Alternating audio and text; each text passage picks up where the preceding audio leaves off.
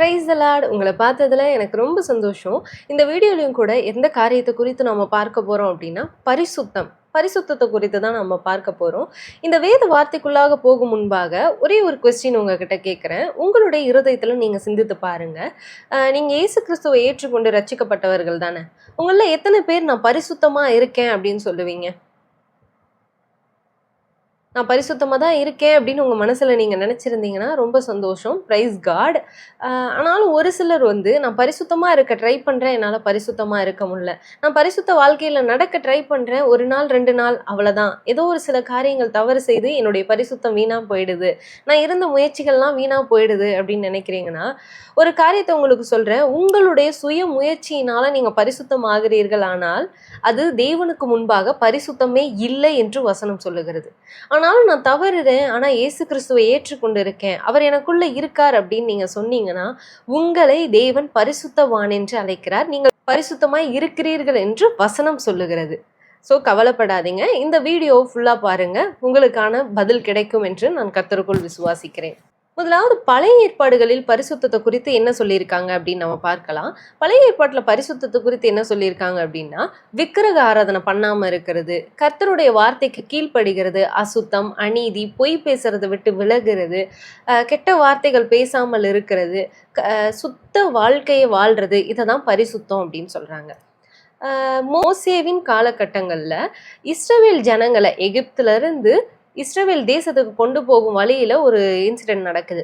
யாத்திராகமும் 19ஆம் அதிகாரத்துல இதை குறித்து சொல்லப்பட்டிருக்கு. அங்க என்ன சொல்லப்பட்டிருக்கு அப்படின்னா, ஜனங்கள் வந்து மோசே கிட்ட சண்டை போடுறாங்க.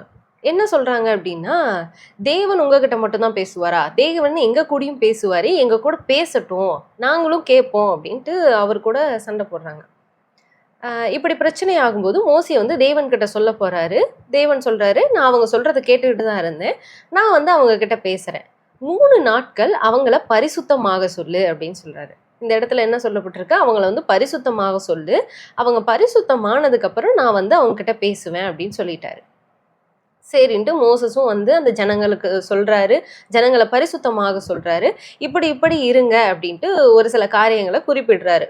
இப்படி 3 நாட்களும் அவர்கள் தங்களை பரிசுத்தப்படுத்தி தேவனுடைய வார்த்தையை கேட்கும்படி காத்திருக்காங்க.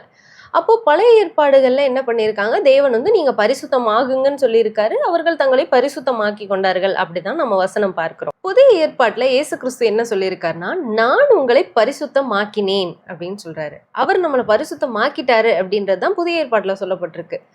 அது எப்படி அப்படி சொல்லுவாரு? ஏன்னா பரிசுத்தமாகிறவர்கள் இன்னும் பரிசுத்தமாகட்டும் தானே வசனம் இருக்கு. அப்போ பரிசுத்தமாகிறவர்கள் தானாக தானே பரிசுத்தமாகணும் அப்படின்ட்டுலாம் வசனம் இருக்கு அப்படின்னு கேட்டீங்கன்னா, எபிரேயர் 10ஆம் அதிகாரம் 10வது வசனம். இயேசு கிறிஸ்துவினுடைய சரீரம் ஒரே தரம் பலியிடப்பட்டதினாலே அந்த சித்தத்தின்படி நாம் பரிசுத்தமாக்கப்பட்டிருக்கிறோம். அதாவது இயேசு கிறிஸ்து பலியானதுனால நாம் பரிசுத்தமாக்கப்பட்டிருக்கோம் அப்படின்னு சொல்லப்பட்டிருக்கு.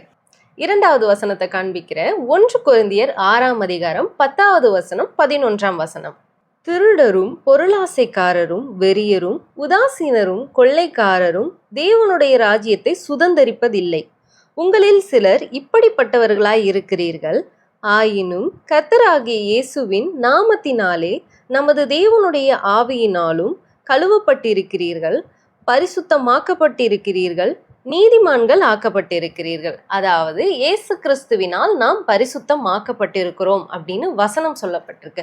ஒரு சிலரோட தாட் சொன்னேன்ல, நான் ஒரு சில நேரங்கள்ல என்ன பரிசுத்தமா இருக்கணும்னு ட்ரை பண்றேன், ஆனாலும் நான் தவறிடுறேன், என்னால பரிசுத்தமா இருக்க முடியல, ஆனா நான் ட்ரை பண்றேன், நான் விரும்புறேன் அப்படின்னு சொன்னவங்களுக்காக தான் இந்த வசனம்.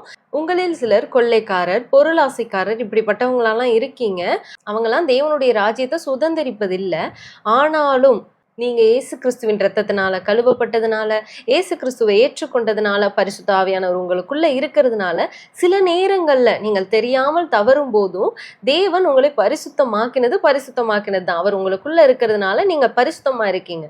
அப்ப இயேசு கிறிஸ்து எனக்குள்ள இருக்காரு, என்ன அவர் பரிசுத்தமாக்கிட்டாரு, அதனால நான் வந்து இந்த பாவங்கள்லாம் செய்யலாமா, நரகத்துக்கு போகத்தக்கதான கிரியைகள்லாம் என்கிட்ட இருக்கலாமா, நான் இருந்தாலும் பரிசுத்தமா தான் இருப்பேன், ஆண்டவருடைய ராஜ்யத்துல போயிருவேன்னா, அதுக்கு அடுத்த வசனத்தை வாசிக்கிறேன், கவனித்து கேளுங்க. எல்லாவற்றையும் அனுபவிக்க எனக்கு அதிகாரம் உண்டு, ஆகிலும் எல்லாம் தகுதியாயிராது, எல்லாவற்றையும் அனுபவிக்க எனக்கு அதிகாரம் உண்டு, ஆகிலும் நான் ஒன்றுக்கும் அடிமைப்படேன். எல்லாவற்றையும் நான் அனுபவிக்கலாம், எல்லாம் நான் பண்ணலாம் தான், எல்லாம் என்கிட்ட இருக்கலாம் தான். ஆனா அதெல்லாம் எனக்கு தகுதியா இருக்காது, எனக்கு சரியானதா இருக்காது.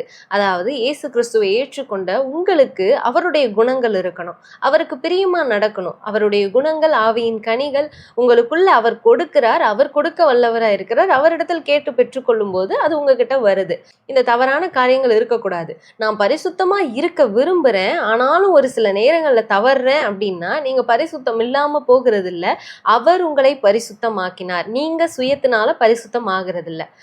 சரி, பவுல் சொன்ன காரியங்களை எப்படி சொல்றீங்க? இயேசு கிறிஸ்து அப்படி எங்கேயாவது சொல்லியிருக்காரா? இயேசு கிறிஸ்து தானாக தானே பரிசுத்தமாக சொல்றாரு. அவர் ஒன்றும் நான் உங்களை பரிசுத்தமாக்கினேன்னு சொல்லலையே அப்படின்னா, யோவான் 17ஆம் அதிகாரம் 19வது வசனம் வாசிக்கிறேன் கேளுங்க. அவர்களும் சத்தியத்தினாலே பரிசுத்தமாக்கப்பட்டவர்களாகும்படி அவர்களுக்காக நான் என்னைத்தானே பரிசுத்தமாக்குகிறேன். இந்த வசனத்தை வாசிக்கும் போது ஒருவேளை இயேசு பாவியா இருந்திருந்தா அவர் தன்னை பரிசுத்தமாக்கினார் அப்படின்னு சொல்லலாம். அவரிடத்தில் ஒரு பாவமும் இல்லைன்னு வசனம் சொல்லுகிறது. அவர் நம்மை பரிசுத்தமாக்கும்படிக்கு அவர் தன்னை பரிசுத்தமாக்கினார் அப்படின்னு வசனம் இருக்கு. இயேசு கிறிஸ்து தானே சொல்லுகிற வார்த்தை இது.